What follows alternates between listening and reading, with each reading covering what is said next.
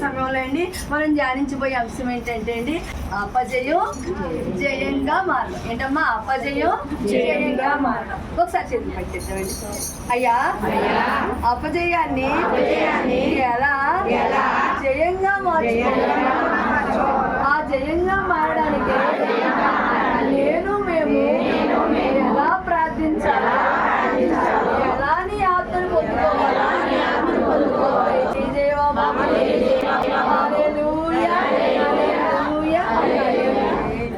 మరి ఇక్కడ ఎంతమంది ఉన్నామంటే నిజం చెప్పుకుందామండి, అబద్ధం చెప్పుకోవద్దు. ఉపవాసం అసలు అందరూ అపజయాలు చూసిన వాళ్ళమే అంతేనండి. అందరూ అపజయాలు చూసిన వాళ్ళమే. అయ్యో నేను జయాన్ని చూశానమ్మా, ఏదో ఒకటి రెండు ఏదో చూడండి, రీల్ చెరువు చూడండి, ఓ 9 చెరువులు పోయి ఓ చెరువు అంతే. అలా ఏంటంటే ఏదో ఒకటి రెండు చూసుకుంటామేమో అంతే. కానీ 90% మ్యాక్సిమం అపజయాలు చూసాం. అర్థమైందండి. కానీ మన ఈ క్రైస్తత్వంలో ఆ దేవుని యొక్క రక్తంలో కడగబడ్డాక ఈ అపజయాన్ని చూస్తున్న మనం ఒకవేళ ఇంట్లో బిడ్డలతో అపజయాలు చూస్తున్నామా, అప్పులతో అపజయాలు చూస్తున్నామా, రోగాలతో అపజయాలు చూస్తున్నామా, అనేక శత్రువులతో అపజయాలు చూస్తున్నామా, అనేక సమస్యలతో అపజయాలు చూస్తున్నామా? ఎలా జయాన్ని పొందుకోవాలి? ఎలా జయాన్ని పొందుకోవాలి మనం ఈ మధ్యాహ్న కాల సమయంలో చూద్దామండి. అసలు జయం ఎలా వస్తుంది? ఈ అపజయంగా ఇప్పుడు అపజయాల్లో ఉన్నాం కాబట్టి జయకరంగా ఉంటే ప్రాథమిక రాం ఉపవాసం ఉండం. అయితేని అపజయాన్ని ఇప్పుడు అపజయంలో ఉన్నాం. అయ్యా నేను ఈ అపజయంలో ఉన్నానయ్యా, నాకు జయాన్ని ఇస్తామని ఎవరో చెప్పారు, ఆశగా వచ్చాను. ప్రయాసపడి భారం మోసుకుంటున్నా సమస్త జనారా విశ్రాంతి తెలుస్తానని గ్రంథం సెలవిస్తుంది. అలా దేవుని దగ్గరికి మనం వచ్చామమ్మా. మీరు నేను ఎన్నో సమస్యలతో వచ్చాం. ఈ అపజయాల్లో మనం జయాన్ని ఎలా పొందుకోవాలో ఒక్కసారి గ్రంథం ద్వారా చూద్దామండి. చూడమ్మా, కీర్తనల గ్రంథం 42వ అధ్యాయం 5వ వచనం. కీర్తనలో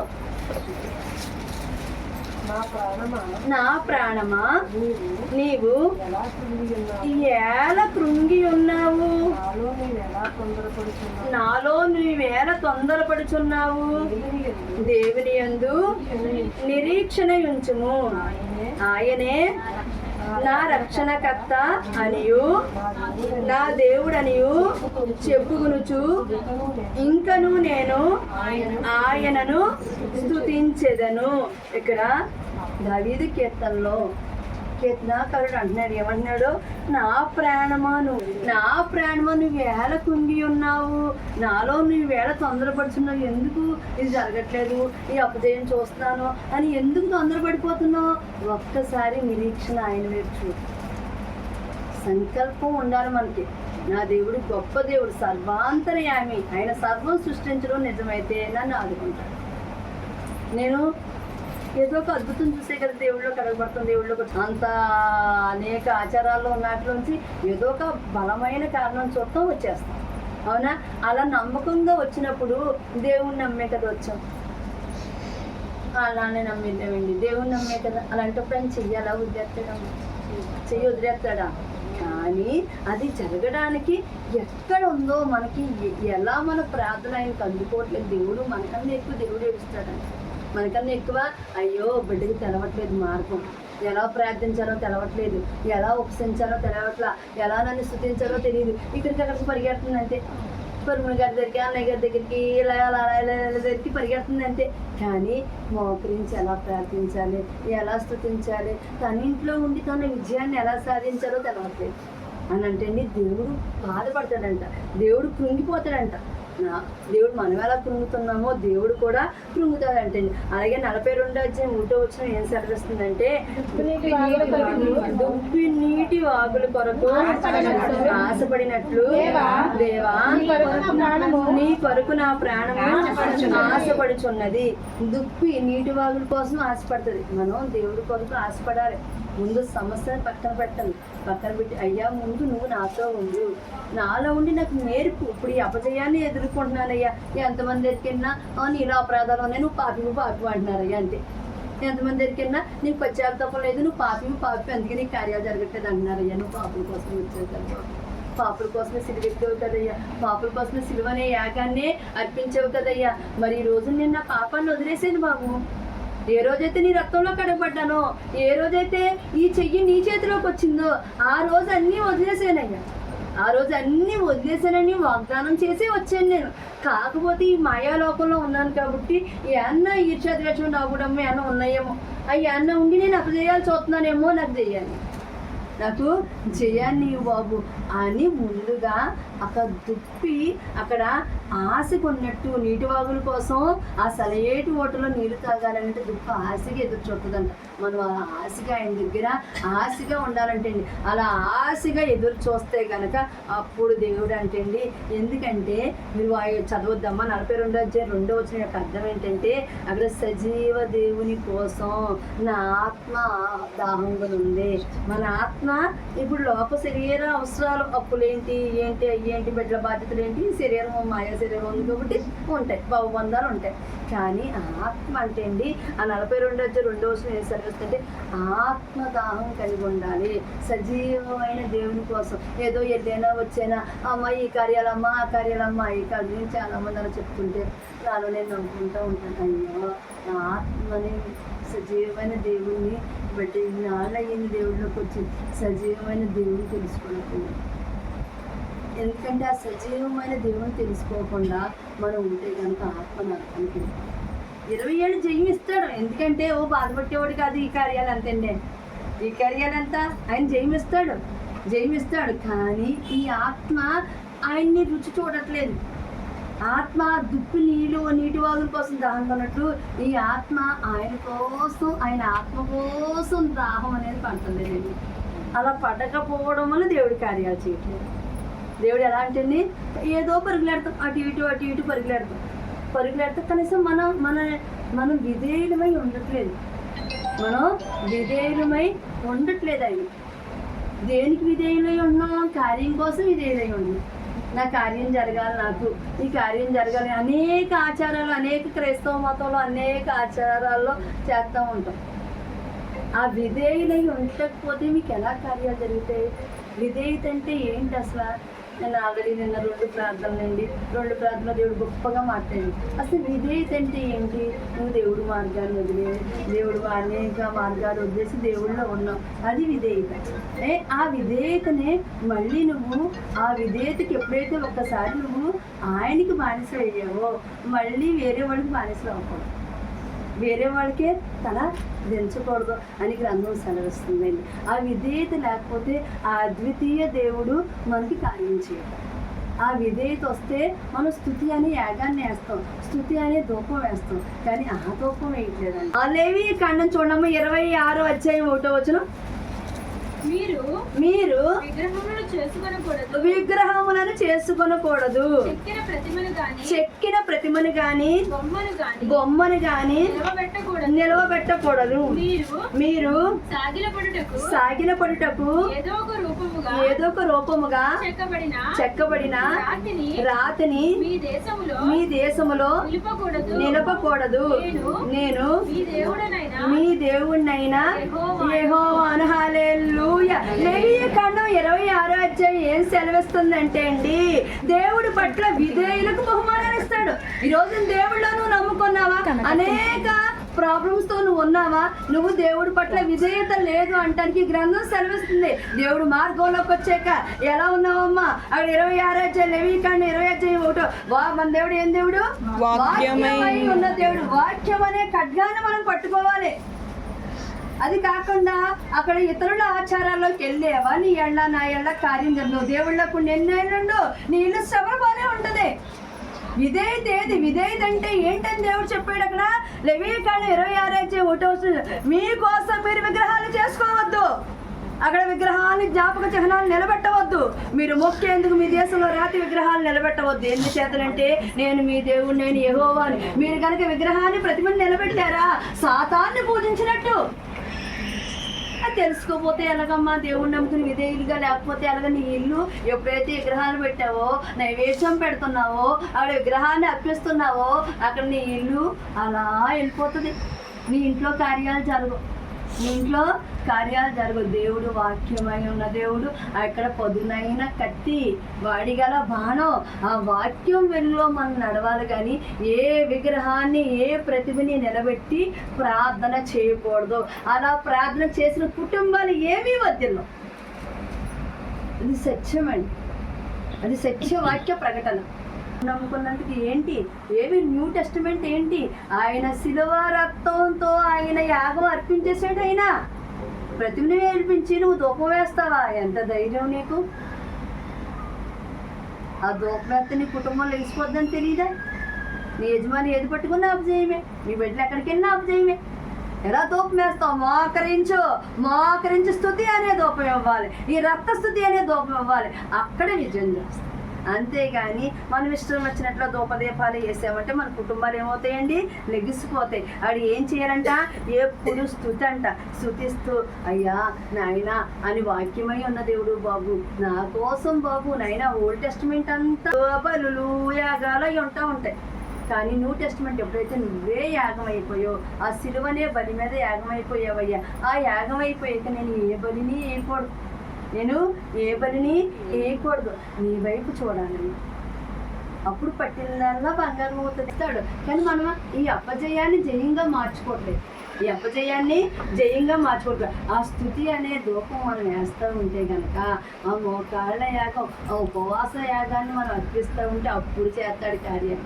ఇక్కడ పరిగెత్తి అక్కడ పరిగెత్తి ఈ ధూపాలు వేసి ఆ ధూపాలు వేసి కార్యాలు ఏమీ చేయడు. నువ్వు ఎన్ని పరుగులెత్తేసిన అక్కడ అద్వితీయ దేవా స్తోత్రం స్తోత్రం అతి సుందరుడా స్తోత్రం స్తోత్రం అద్వితీయ దేవా స్తోత్రం స్తోత్రం అతి సుందరుడా స్తోత్రం స్తోత్రం హల్లెలూయా స్తోత్రం స్తోత్రం అక్షయుడానికి స్తోత్రం స్తోత్రం హల్లెలూయా హల్లెలూయా హల్లెలూయా హల్లెలూయా హల్లెలూయా హల్లెలూయా హల్లెలూయా. అలా మనం స్తుతిస్తూ దేవుణ్ణి నడుస్తూ ఉంటే గనక ఎప్పుడైతే చూడండి ఒక్క పావుగంట స్థుతి ఇవ్వండి. ఎందుకంటే ఆత్మ తాకుతుంది. ఆత్మ తాకినప్పుడు ఆత్మ చెప్పే వాక్యం రైటో రాంగో ఆత్మ ఉన్నవాడు గ్రహిస్తారు. అప్పుడు అమ్మో ఈ విధానం తప్పు, వాక్యంలో నువ్వు చదువుకోకపోయినా నీ ఆత్మ ఉంటే ఏది రాంగో ఏది రైటో తెలుపుతుంది. ఎందుకమ్మా 20 ఏళ్ళుగా కార్యం జరగకుండా కూర్చున్నావు? ఎక్కడ అపజయంలో ఉన్నావు? ఎక్కడ మిస్టేక్ చేస్తున్నావు? అయ్యో నేను అంతా కరెక్ట్గా ఉన్నానయ్యా, నేను దశభాగాలు చెల్లిస్తానయ్యా, నేను ఎలా కరెక్ట్గా ఉన్నానయ్యా, ఏ పాపం జోలికి వెళ్తలేదయ్యా, ఏ శాపం జోలికి వెళ్తలేదమ్మా అని. కానీ ఎక్కడ మిస్టేక్ చేస్తున్నాం చూసుకోవాలి. మనం ఎక్కడ మిస్టేక్ చేస్తున్నాం? అందరూ గుడ్డెద్దు చెల్లినట్టు ఆ గుడ్డెద్దు చేలో మేస్తుంది, మనం కూడా గుడ్డెద్దులాగా వెళ్ళిపోతే ఎలా కుదురుతుంది? వాక్యం ఏం సెలవిస్తుంది, వాక్యం ఏముంది అది నేర్చుకోవాలి. అలా నేర్చుకుంటే దేవుడు అలా అంటే ఒక్కొక్కసారి దేవుడు తెలియజేస్తూ ఉంటాడంట మనకి. ఇలా స్తుతిస్తా మనం ఎప్పుడైతే ఆత్మ తాగుతుందో నేను చేసేది రాంగా రైటా, రాంగ్ ఎవరిని విమర్శించకూడదు. ఎందుకంటే అక్కడ గ్రంథం సెలవిస్తుంది. యోహాను సువార్త 3:17 ఎవరికి తీర్పు తెచ్చకూడదు. తీర్పు తెచ్చేవాడు దేవుడు. మనం ఎవరిని విమర్శించకూడదు, ఏది తప్పు పట్టకూడదు. కానీ మనం తెలుసుకున్న మనం వాక్యం మార్గంలో నడవలప్పుడే కార్యాలు జరుగుతాయి. అయితే ఎన్నేళ్ళు అయినా కార్యాలు జరగవని వాక్యం సెలవిస్తుంది అన్న. అదే దేవుడు ఒక్కోసారి మనల్ని హెచ్చరిస్తూ ఉంటాడంట. చూడమ్మా ఆదికాండం 4:6 యెహోవా కయీనుతో నీకు కోపం వేళ అంతే ముఖము చిన్నబుచ్చుకుని యెహోవా కయీనుతో చెప్తున్నాడు. అప్పటికి కయీను అక్కడ ఎవరిని చంపలేదండి, హేబేలుని చంపలేదు. అక్కడ 4:6 ముందుగానే దేవుడు హెచ్చరించాడు, నీలో తప్పు ఉంది, నువ్వు ఎందుకు అలా కోపంగా ఉన్నావు, నువ్వు ఎందుకు అలా ఉన్నావు, నీ ముఖం ఎందుకు చిన్నపుచ్చుకున్నావు అని. అక్కడ ప్రథమ హత్య జరిగింది. కయీను హేబేలుని చంపేశాడు. ఎక్కడ చంపాడు? 4:8 చంపాడు. అక్కడ కాదు దేవుడు హెచ్చరించాడా లేదా? హెచ్చరించాడు. ఇలా 4:6 దేవుడు హెచ్చరించాడు. కానీ కయ్యని పట్టించుకోలేదు. కయ్యని ఏం చేశాడు? పట్టించుకోలేదు. నా బలే దేవుడు అంగీకరించాలి అనుకున్నాడు, నా బలే దేవుడు అంగీకరించాలి అక్కడ. కానీ పట్టించుకోలేదు కాబట్టి ఏదో రక్తం మొరపెట్టింది. అర్థమైందండి.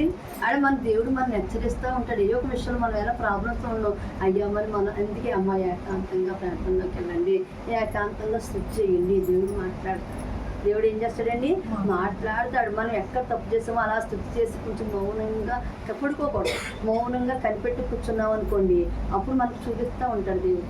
ఎవరు ఏం చెప్పాకల్లా అది కనిపెట్టు ప్రార్థన. ఈ సమస్య కోసం బాగా ఒంటరిగా కూర్చుని స్థుతిచ్చేసి అలా కూర్చోండి. అప్పుడు మనలో మిస్టేక్స్ ఉంటే దేవుడు అలా కళ్ళకు కట్టినట్టు చూపించాడు. ఇదిగో నువ్వు తప్పు చేసావు, ఇదిగో అని మనకి తెలిసిపోదు. లేదంటే వెంటనే తెలవట్లేదు, మనసు నిలకడలేదు, వెంటనే వాక్యం తీసుకోండి. కరెక్ట్గా వాక్యం మాట్లాడుతుంది. కరెక్ట్గా ఆ వాక్యం మన ప్రాబ్లం మనసు ఎలా ఉందో అదే వాక్యం వస్తుంది. అక్కడ దేవుడు సున్నితంగా ఫస్ట్ కయ్యని హెచ్చరించాడు. ఇక్కడ నేను 4వ అధ్యాయం 6వ వచనంలో, కానీ అతడు అంగీకరించలేదు, ఈర్ష్యను వదలలేదు. ఈర్ష్యను వదలకుండా 8వ వచనం వచ్చేటప్పటికి పొలంలోకి తీసుకెళ్ళి ఏబెల్ని చంపేశాడు. అక్కడ శిక్షకు పాత్రుని. ఈ రోజున మనం ఒకవేళ దేవుడు హెచ్చరిస్తుంటే వదులుకోలేకుండా ఏమన్నా అపరాధాల్లో ఉన్నాము. ఈరోజు ఈ కార్యం జరగక ఇన్నేళ్ళు ఎందుకు ఆగింది, ఇన్నేళ్ళు అయ్యా, నేను ఇంట్లోకి వచ్చాక నేను ప్రతిదీ నీ పదార్థంలో దానైనా పాటిస్తున్నాను అయ్యా, ఇంకా నాకు ఎందుకు ఆగింది అని స్తుతించి ఏకాంతంగా కనిపెట్టి ప్రార్థన చేయండి అమ్మా. అప్పుడు దేవుడు మనకు తిరిగి అట్లా ఇస్తాడు. ఇదిగో నువ్వు ఇది రాంగ్ చేస్తున్నావు, నువ్వు ఇది రాంగ్ చేస్తున్నావు. అలా అనుభవాలు నాకు ఎన్నో ఉన్నాయి నా జీవితంలో. అలా ఏంటంటే దేవుడు ఇది రాంగ్ చేస్తున్నావు, ఇది రాంగ్ చేస్తున్నావు అని ఆయన మనకి చూపిస్తూ ఉంటాడు. అందుకే నీకు కార్యం ఇది ఆపుతున్నాను, నువ్వు ఎలా చేయి కార్యం జరుగుతుంది అని మనకి దేవుడు మాట్లాడతాడు వాక్యం ద్వారా. మన వాక్యమే ఉన్న దేవుడు వెంటనే వాక్యం వచ్చేది మనకి. సేమ్ మనం ఏ బాధలో ఉన్నామో ఆ వాక్యం వస్తుంది. అనుభవం పొందేనంటే పైన మీరు కదా చాలా బాధ ఏడ్చేస్తారు చూడండి. ఏడ్చేస్తూ చెప్పి కనిపెట్టే ఓపు లేదు, నిద్ర వచ్చేస్తుంది, వెంటనే వాక్యం తీసేయండి. కరెక్ట్గా దేవుడు కరెక్ట్గా అదే వాక్యం అయ్యింది. అలా అంట తెలివితేటలు వస్తాయి. మనం చదువుకోకపోయినా సరే మనం తెలివి అలా తెలివిని కలిగించే కయ్యని చేసే కయ్యని హెచ్చరించవు. ఆ హెచ్చరింపు కయ్యని వినలేదు. నన్ను అలా చెయ్యకు బాబు అని దేవుడు తెలివితేటలు ఇమ్మని అడగాలంట. తెలివిని కలిగించు నన్ను దివ్యగా వెలిగించు, తెలివిని కలిగించు నన్ను దివ్యగా వెలిగించు, నీ కలిగిన భాగ్యములన్నిటిని నా కంటికి చూపించు, నీ కలిగిన భాగ్యములన్నిటిని నా కంటికి చూపించు, నన్ను ఏనాడును కృపతోను ఇలా మన్నించుము, మా పాపరాసులను మాపివేయు దేవా. హల్లెలూయా. అటువంటి తెలివితే అట్లా సరిగ్గా వస్తుంది.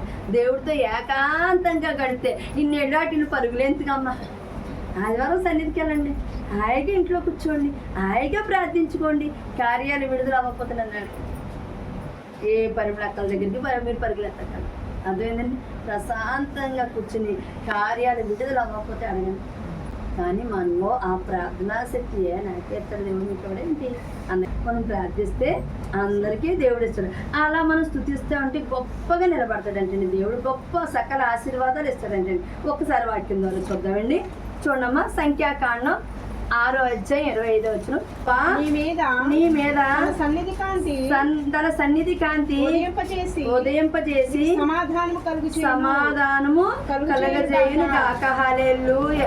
యెహోవా నీకు తన సన్నిధిని ప్రకాశింపజేసి నిన్ను కరుణించును గాక అని ఇక్కడ అంట. ఈ గ్రంథం సంఖ్యాకాండం అంతా యాజకుల ఆశీర్వాదాలు ఉంటాయి, యాజకుల ఆశీస్సులు ఉంటాయి. అయితే ఈ సంఖ్యాకాండమే మనం చూసామంటే నాజీరు నిబంధనలు ఉంటాయి. ఈ సంఖ్యాకాండం 6వ అధ్యాయం అంతా చదివనుకోండి. ఒక నాజీర్ అంటే ప్రత్యేకింపబడ్డం. నాజీర్ అంటే ఏంటండి? ప్రత్యేకింపబడ్డం.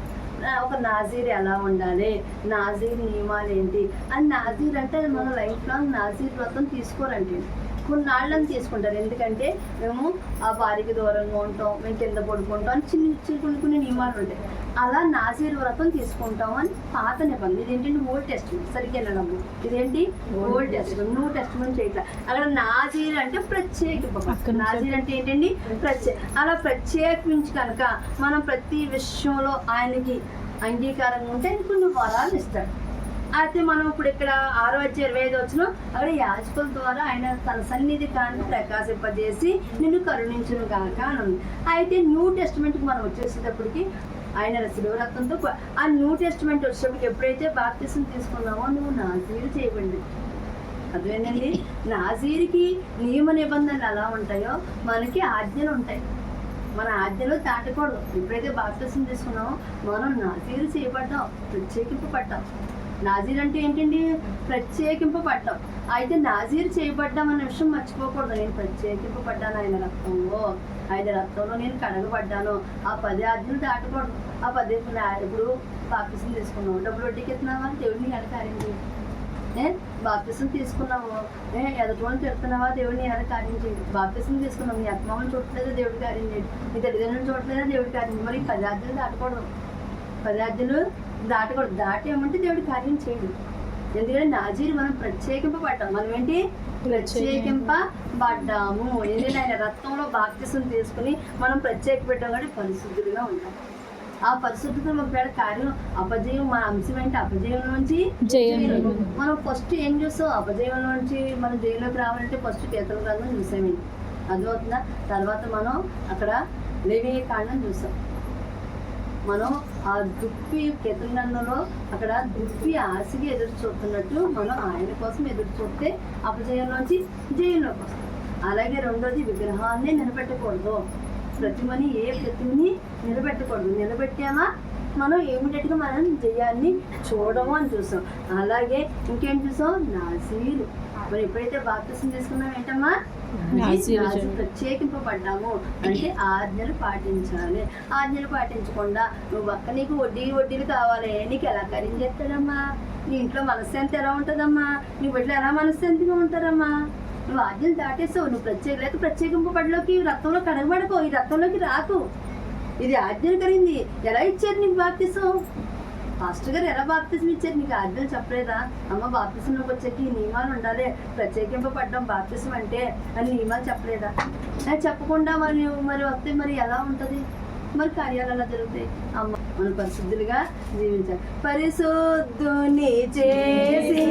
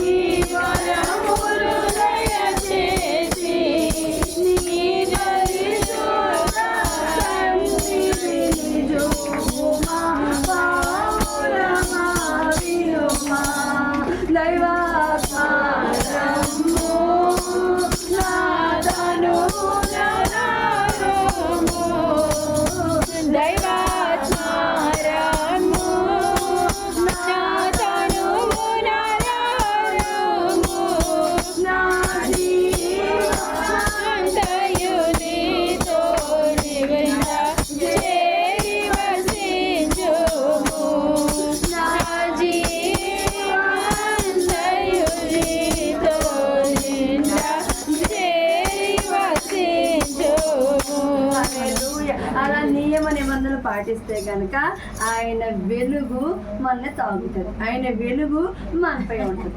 ఆయన వెలుగు మనపై ఉంటే మనం ఎలా ఉంటామో ఒక్కసారి వాక్యం ద్వారా చూస్తాం. చూడమ్మా, యెషయా గ్రంథం 60:1 61.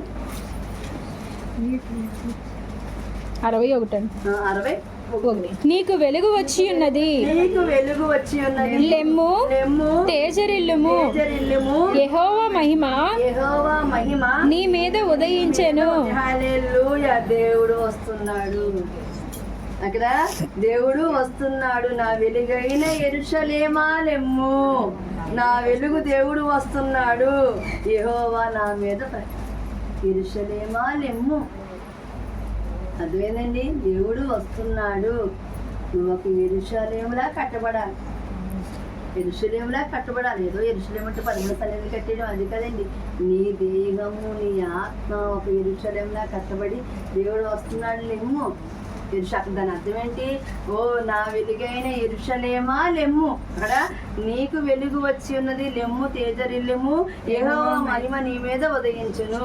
అంటే నా వెలుగైన యెరూషలేమా లెమ్ము, నీ వెలుగు దేవుడు వస్తున్నాడు, యెహోవా మహిమ నీ మీద ప్రకాశిస్తుంది.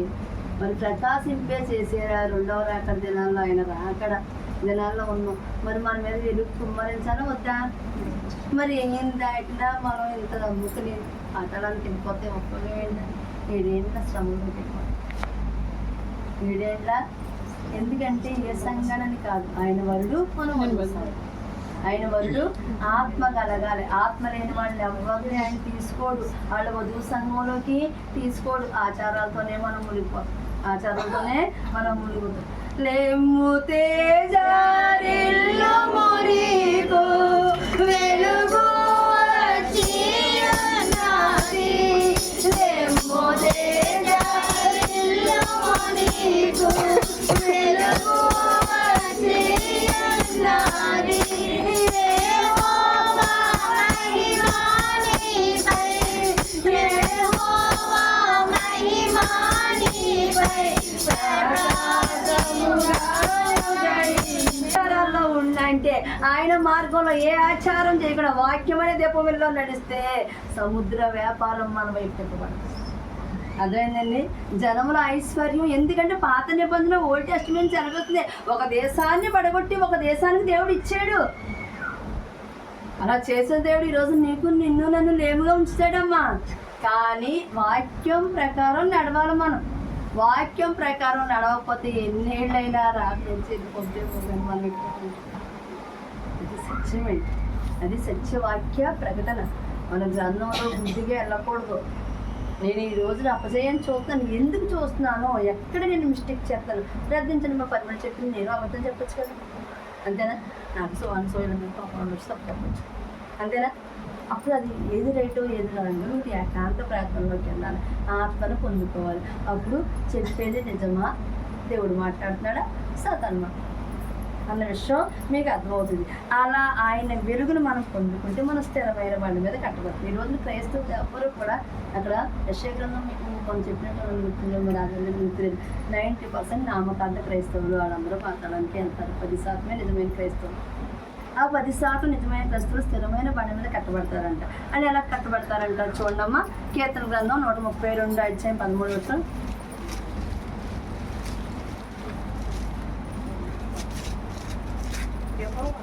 యెహోవా సియోనును ఏర్పరచుకొని ఉన్నాడు, తనకు నివాస స్థలముగా దానిని కోరుకుని ఉన్నాడు. స్థిరమైన బండ మీద కట్టబడ్డం అంటే అది. సియోను కొండను ఎవరైనా కదల్చగలరండి? ఎవరైనా కదల్చగలరా?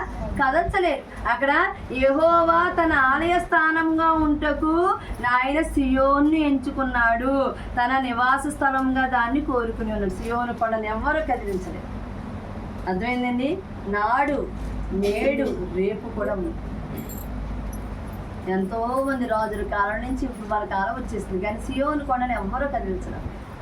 అలా సియోను కొండ వల్లే ఉంటామంటే, ఆ సియోను కొండ అల్ఫా ఒమేగా ఉన్న దేవుడు సియోను కొండను ఎలా ఉంచాడో మన్నే ఎవ్వరు కదిలించలేరు, మన ఎవరో కదల్చలేరు. సియోను కొండను ఎవరో కదిలి అలా స్థిర నివాసాన్ని మనకి ఇస్తారంట. అయ్యా అలా సియోను కొండలాంటి పునాది నన్ను ఉంచేయ, నన్ను అలా ఉంచేయ, సియోను కొండలాగా నన్ను మార్చి బాబు అంటే ఏ శత్రువుని నేను ఏం చేయను. లోకమంతా కరువు ఉందా మన ఇంటి కరువు ఉంది, లోకమంతా వ్యాధి ఉందా మన ఇంటి వ్యాధి ఉంది, లోకమంతా సమస్యలే. ఎందుకంటే నువ్వు సియోను కొండలా ఫోన్ చేసి తీసేసుకున్నావు. ఎలా వేసుకున్నావు?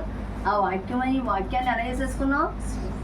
యెషయా ప్రవక్త చెప్పాడైనా 90% నా వింటారు కానీ దాన్ని గ్రహించలేరు. అలా 90% నామకాంత క్రైస్తవులే ఏదో ఎన్నట్టు ఉంటారు, ఏం గ్రహించరు. ఇదంతా పాతాళానికి వెళ్ళరు అని దేవుడు అక్కడ ఆకాశంలో నాశనం కన్నీరు కారుస్తూ ఉంటాడంటే. అలా సియోను కొండలా ఉంటే కనుక చూడమ్మా, కీర్తనలు 87:2 యాకోబు నివాసములన్నిటికంటే సియోను గుమ్మములు యెహోవాకు ప్రియములై ఉన్నాయి. అర్థమైందండి? సియోను గుమ్మములు ఎవరికి ఇష్టమండి? యెహోవా దేవుడికి ఇష్టం. ఎవరికి ఇష్టం అమ్మా? యెహోవా దేవుడి. అదే చూడమ్మా 87:1 చూడమ్మా. ఆయన పట్టణపు పునాది పరిశుద్ధ పర్వతాల మీద వేయబడి ఉన్న. హల్లెలూయా. మన పునాది ఎలా ఉంటదండి అంటే మన వంశాలు స్థిరపడతాయి. మన వంశం స్థిరమైన బండ మీద ఉంటది. మన తరాలు స్థిరంగా ఉంటాయి. ఒక సియోను కొండ వలె ఈ రోజున ఫౌండేషన్ వేసేసుకోవాలి. ఆ సియోను కొండ ఫౌండేషన్ మనం వేసేసుకోవాలి. ఏదో వెళ్ళేమా చేసామా కాదు. ఇప్పుడు వచ్చి ప్రార్థనకి వెళ్ళి నేను ఏం నేర్చుకున్నాను, ఇందులో నాలో ఏమున్నాయి, నేను వదిలేసి నేను సియోను నేను రేపు పొద్దున్న నా తరాలు ఉన్నాయా, నా తరాలు పాతాళంలోకి వెళ్ళిపోకూడదు. నా తరాలు పాతాళంలో నా వంశం అంతా నీలోకి రావాలయ్యా. ఆ ఎత్తబడే సంఘంలో ఆ 1000 ఏళ్ల పరిపాలనలో మా ఊళ్ళో ఉండాలి బాబు అని ఆ పరిశుద్ధంగా మనం ఆ సియోను కొండలా వేసుకోవాలండి. ఈరోజు మనం వచ్చామమ్మా, ఏదో వచ్చి చేసాం కానీ ఉపవాసానికి ఫలితం ఉందా లేదా? ఆ సియోను వల్ల నన్ను ఉంచు బాబు. అయ్యా నన్ను వదలక బాబు, నా కుటుంబాన్ని వదలకయ్యా. తెలియదయ్యా, చదువుకోలేదయ్యా, చదువుకొని అజ్ఞాన్ని అయ్యా, కానీ నాకు పేతులు నిలబెట్టావు కదయ్యా. అయ్యా నాకు ఏంటి ఏది నిజమో ఏది అబద్ధమో తెలియజేయి. ఈ కార్యాలు జరగకపోవడం వల్ల నేను మిస్టేక్ చేస్తున్నానేమో, అవి వదులుకుంటుండగా నాయన నా ఎవరో కార్యం చేయడం అని అడగాలమ్మా. అడిగితే దేవుడు కార్యం చేస్తాడు. అప్పుడు దేవుడి కోసం మనం ప్రాణాన్ని అర్పించడానికి వెళ్ళిపోతాం. ప్రాణం కూడా వద్దు, దేవుడి కోసం నాకు ప్రాణం కూడా కన్నా ఎక్కువ నువ్వేనయ్యా అని దేవుడిని ఎక్కువగా ఇష్టపడతాం. అప్పుడు సకల ఆశీర్వాదాలు మనతోనే ఉంటాయి. ఇప్పుడు చక్కగా సెటిల్ అయిపోయి నీకు బాధలండి ఎందుకు అమ్మా? ఉపవాసాలు ఎందుకు? ఇంకా అన్నీ లేకుండా దేవుడిని సంపాదించడం కాదు, ఉన్నదంతా దేవుడికి పెట్టి ఆ సేవ చేయడంలో ఫలితం ఉంటుంది. దేవుడి దగ్గర పొద్దున్న తలెత్తుకోవాలి. ఏమయ్యా నన్ను ఆశీర్దించావు, నువ్విచ్చావు, ఆశీర్దించావు బాబు, కానీ ఆశీర్దించింది నీ దగ్గర నీకంటూ ఉంచి నేను సేవ చేశాను. నా సేవలో ఎక్కడన్నా తప్పు ఉందా అని అడగలుగుతానా దేవుడి రేపున? పరలోకమే నా అంతఃపురం చేరాలనే నా తాపత్రయం. పరలోకమే నా అంతఃపురం చేరాలనే నా తాపత్రయం. యేసుదేవరా కనికరించవా, దారి చూపవా. యేసుదేవరా కనికరించవా, దారి చూపవా. వస్తుందంటే దేవుడి దగ్గర అటువంటి మనసు వస్తుందంట. మన సృష్టించిన వాడు ఇంకా తెలివేను. మనం 6 అక్షరాలు చదివితే ఆయన 12 అక్షరాలు చదివినాము. అన్నిటి మన దేవుడు సమాధానం చెప్పలేదు అర్థమవుద్ది. ఏంటి అయ్యా ఇదిగో నేను వెళ్ళలేదు కదయ్యా, ఎక్కడ తప్పు చేసాను చెప్పయ్యా, మరి ఎందుకు కార్యాలు చేయట్లేదు అయ్యా, మరి మోకరించాను కదయ్యా, యాగం వర్తిస్తాను కదా, ఎందుకు కార్యాలు అడుగుతాను సరిపోతాం లేదా? భయంకరంగా ఒకళ్ళు ఎలా కార్యం జరగట్లేదు, భయంకరంగా ఏడ్స్ దేవుడిని అడుగుతానికి రైట్స్ ఉంటాయా లేదా? ఎందుకు నేను నిజాయితీగా ఉంటే, నేను నిజాయితీగా లేకపోతే రైట్స్ ఉంటాయండి? ఉండవు. ఆ సియోను కొండ వలే ఉంటే అప్పుడు నేను ఒక సియోను కొండలో ఉంటే ఆ సియోను శిఖరాగ్రాన్ని చూపించగల శక్తి ఉంటుంది. మీ గృహంలో కూడా అంతే. మీరు నిజాయితీగా ఉండి నిజంగా అయ్యా నా బిడ్డకి ఎందుకు కార్యం చేయట్లేదని అడగండి.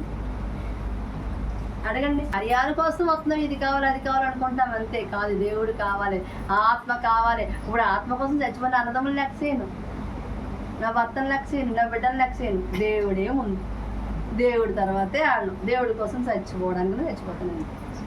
మా అన్నయ్య తమ్ముడు రాదు, నా ఉపవాసాలకు భయపడిపోయి నా మొక్కను చూడరు వెళ్ళిపోతారు. చేదానికి చచ్చిపోతుంది, ఎందుకు లేదని వదిలేదు. కానీ నేను అలా ఉంటే అప్పుడు సేవ ఎక్కడికి వెళ్తుందండి? ప్రపంచంలోకి మనం వెళ్ళక్కల్లా ఆ దేవుడిలో మాకు తీసుకెళ్తాడు. సియోను చూపించాలంటే సియోను శిఖరాగ్రము నీ సింహాసనమాయెను.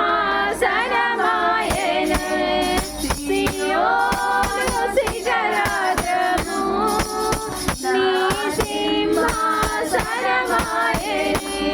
సియోనులో నిన్ను చూడాలని, సియోనులో నిన్ను చూడాలని ఆశతో ఉన్నాను నా యేసయ్యా, ఆశతో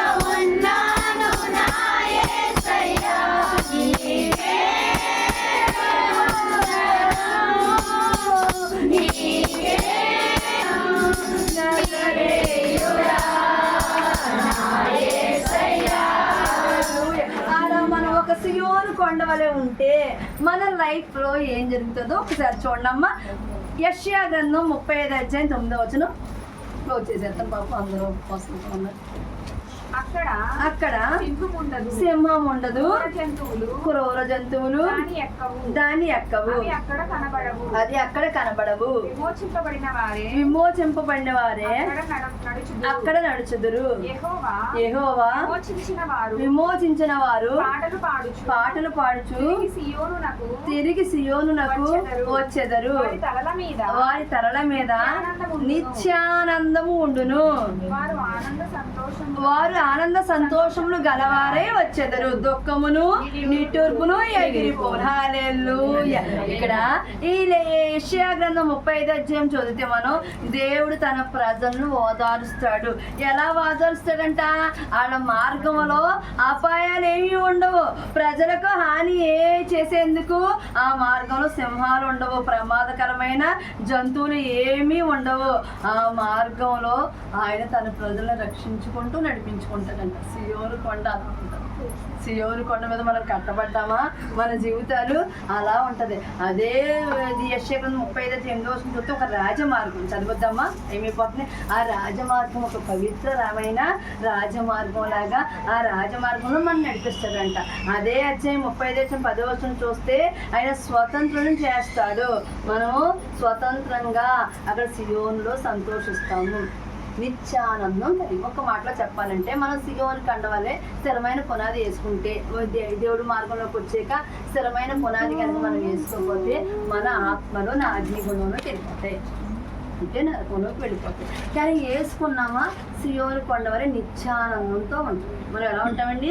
ఈ యెషయా గ్రంథం 35:9 ఏంటంటే ఏ హానికరమైన జంతువులు ఏంటి, మన మార్గంలో శత్రువులు ఏంటి, ఎవరో ఉండరు.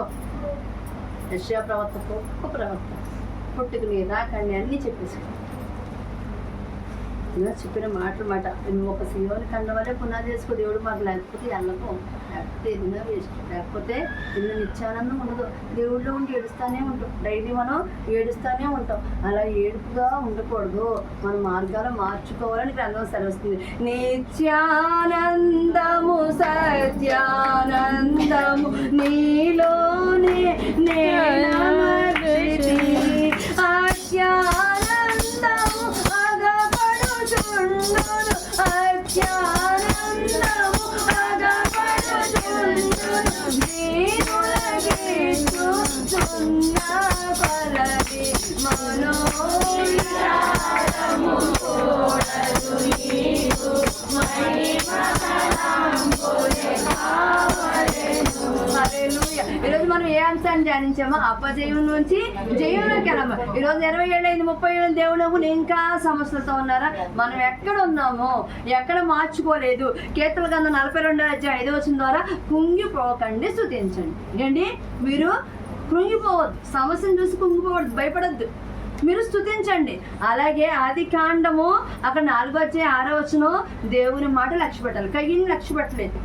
అలాగే లేవీకాండం ద్వారా మనం ఏ ప్రతిమను చేసి పూజింపకూడదు, ఏ ప్రతిమ చేసి ధూపం వేయకూడదు. ఏ సేవ నీ ఆత్మ నరకానికి. ఖచ్చితంగా లేవీకాండం సెలవిచ్చేస్తుంది అక్కడ, వాక్యమైన దేవుడు.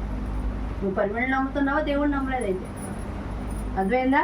అలా మనకి సంఖ్యాకాండం 6:28 కరుణించే దేవుడు. ఎలాగా? నువ్వు నజీర్ చేయబడవు, నువ్వు ప్రత్యేకింపబడాలి. నువ్వు ప్రత్యేకింపబడితే కనుక ఆయన కరుణిస్తాడని. అలాగే యెషయా గ్రంథం 60:1 వరకు ఏం చేస్తే వెలుగు నిన్ను తాకుతుంది, ఆ వెలుగు నీపై ఉంటుంది. అలాగే కీర్తన గ్రంథం 132:13 నువ్వు ఒక సియోను వలె నీ హృదయంలో ఆయన ఉంటాడు. నీ హృదయం సియోను కొండలా ఉంటుంది. నీ మెత్తటి హృదయం, నీ మాంసం ఉన్న హృదయం ఒక సియోను కొండ వలె ఉంటుంది. ఎలా ఉంటుంది? ఒక సియోను కొండ వలె ఉంటుంది. అలాగే కీర్తన గ్రంథం 80:1 చూస్తే నిన్ను ఎవరో కదల్చలేదు. నీ హృదయం ఒక సియోను కొండలాగా ఉందా? ఆయన కూర్చోబెట్టావా? ఆ హృదయం అనే సింహాసనం నిన్నెవ్వరో కదల్చలేరు. అలాగే యెషయా గ్రంథం 35:9 నిత్యానందం గలవారిగా ఉంటాయి. ఎలా ఉంటాం? నిత్యానందం ఉంటే మన దగ్గర సమస్యలు ఉంటాయండి. అలా ఈ ఉపవాస ప్రార్థనలో పాల్గొన్న మనందరికీ దేవుడు అటువంటి నిత్యానందం ఇచ్చి సియోను కొండవలే మన హృదయంలో ఆయన నివసించును గాక. వాక్యాన్ని దేవాది దేవుడు దీవించును గాక.